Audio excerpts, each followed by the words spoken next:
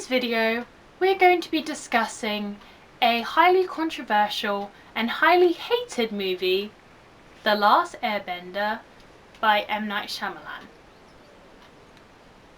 This movie, I think, came out in like 2010, I think, and was one of the main reasons why season 4 of The Last Airbender TV show never came out.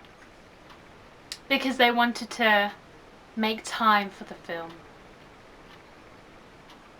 So I actually watched this movie when I was, I think, 8, 9, and this film I quite enjoyed. I remember the big scene where Aang gets the wave up and everyone's like, whoa! And I was like, that looks cool. I then watched the TV show, The Last Airbender, which I reviewed on G-Views, and I have a completely different opinion on the film. Because I know about the characters, I know about their arcs, and I know the film takes place book 1, water, but it still just fails completely to understand the characters and their motivations and their personalities and their ethnicities. The whitewashing in this movie is so bad. Like, Katara and Sokka are played by 2 white actors, Jackson from Twilight and Nicola Peltz from Transformers and Brooklyn Beckham's girlfriend. Whilst the rest of the Water Tribe are played, I think, by Inuits or by natives of wherever they're filming. I'm like, what the heck is going on? And of course all the villains are played by the non-white guys. I gotta say that the film disappoints so much because it just doesn't understand its characters. It's like M. Night Shyamalan never watched the TV show and decided to just say The Last Airbender. It's not even Avatar The Last Airbender because Avatar, the blue James Cameron movie, had come out. And it's like confusing, but you could still say Avatar The Last Airbender. Aang! The character of Aang is so annoying, you just want to punch him! My name is Aang, and I'm the Avatar. He is the voice of a 47-year-old man who is so deep, so like not fun at all. Like him and Sokka are so miserable, and I'm like, he's supposed to be 12, like 112, but still 12, and Sokka's supposed to be 16. They're supposed to be fun characters, and Katara just has this stupid look on her face. Zuko is played by Dev Patel, and I think Zuko is the best character in the movie, but he's like barely in the movie and they still ruin his character. Like they do the scene where he's got the blue mask and he's the blue like demon or whatever, blue spirit, and it's got this weird like hair wig thing attached and it looks so knotty, and it looks like they found it in a drain. Oh, I need a break. M. Night Shyamalan's trying to put all these things in from the show, but also not having any of the personalities, none of the character traits from the TV show, which is why we love it so much. Iroh barely mentions T. He's not all one with the spirits and is, you know, anti-imperialist and is all for his his nephew. He's so boring. They made Uncle Iroh boring and bland. Like, that is a crime. That is a crime.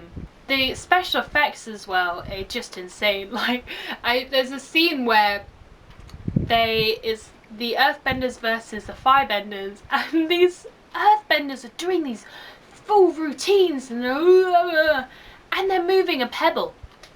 All they're doing is moving a pebble, and I'm like, it would be so much easier, more accurate, and much quicker if they just picked up the pebble with their bare hands and threw it at the fire guys. And then it's like the firebenders can't even create their own fire. They can only rely on fire created already. Huh? And all the characters are so boring. They're so bland and there's no relationships. Sokka, Katara and Aang are there together for like 5 minutes. And it's so boring, and there's no personality, and there's no connection there, and there's no banter, and you're like, what is going on? Where's this movie? And it's really short, and I mean, I'm like kind of glad it's short, but at the same time I'm like, it should have been like 2 hours. It's only like an hour and 40 minutes. And for a big Hollywood movie, that is kind of crazy. And like, imagine if he made two other movies with the same cast. Again, I think Dev Patel could have been a good Zuko if he was given the right material and given the right personality. Like, and that's to do with the director, it's to do with the writers. Ugh, the movie's just like, it's so bad. It misses like the important things. It misses the feminism of Katara fighting the water guy who's like, I don't train girls. But in the movie, it's like, she doesn't learn any waterbending. Huh? After watching the TV show and looking back at me watching when I was a child, it's like they really butchered something very important to a lot of people, and I can see why people are so angry. Like, I am angry, and I know that they're making a new Netflix TV show of The Last Airbender, which is going to be live action, and I am kind of concerned, but also optimistic. I feel like I can't just be so negative all the time with live action things. I just know, like with Disney, it's like, oh, can you just be original for once? But with The Last Airbender, Netflix, I have more hope than a big studio film, I guess. So if I were to rate The Last Airbender out of 10, I'd probably give it a 2, maybe a 1. Because I did laugh.